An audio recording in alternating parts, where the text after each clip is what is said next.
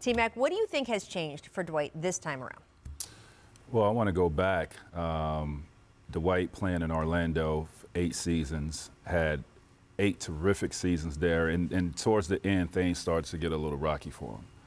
Had some back issues, a lot of talk, between himself, the GM, head coach, Stan Van Gundy. It was just nasty. Trade him to the Lakers.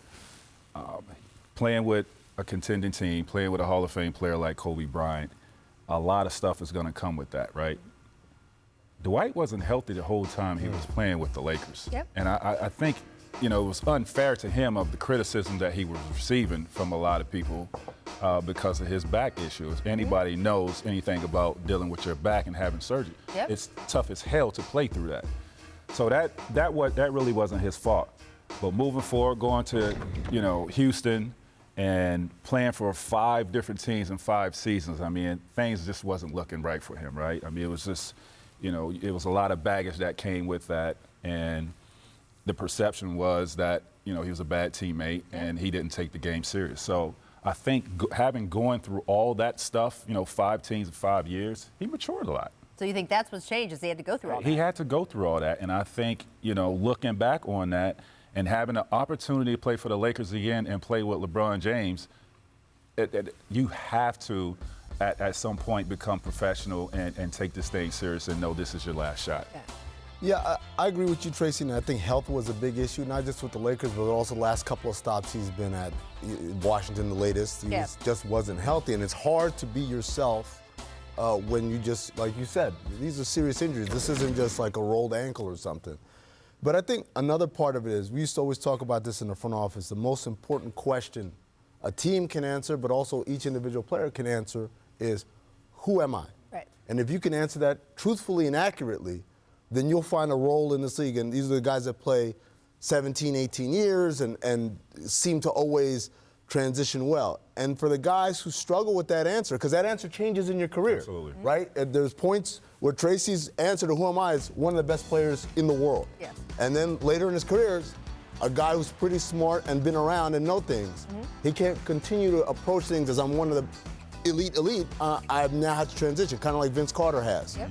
So what Dwight really struggled with, I feel like, in the latter parts is a refusal to accept the answer to who am I.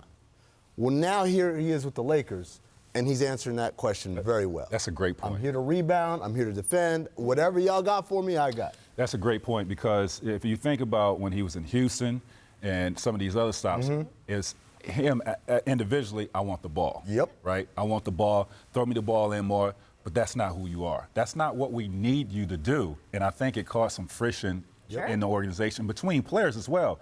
Coming here, no, I'm going to do my job. Whatever is asked of me, that's what I'm doing. I'm a rebound. I'm going to defend. That's all we need you to do to be a championship caliber team. If you're talking about a guy who 3-time Defensive Player of the Year, first-team All-NBA for, 4-5 years in a row, it is a change to think of yourself differently, but it's easier to think of yourself differently, right, Tracy, if you're in a locker room with LeBron James and Anthony Davis, right? It's easier to say about yourself, oh, I have transitioned into being this kind of role player, if the guys I am a role player to are LeBron and AD versus some of the other guys in some of his more recent stops, right? Yeah, I think that's true. That's absolutely true. It's easy to defer to those guys, but it's not like James Harden was a guy. I'm not as much talking about the Houston years as the years since. Sure, but I think the other part of it also is when you're an elite player, your shelf life is so much longer, not because you're going to continue being elite, but because, Stan Van Gundy talks about it all the time. Dwight Howard is a brilliant basketball player. Putting that IQ to use can help teams if you're willing to accept that role. Oh, it's fun to see Dwight doing so well.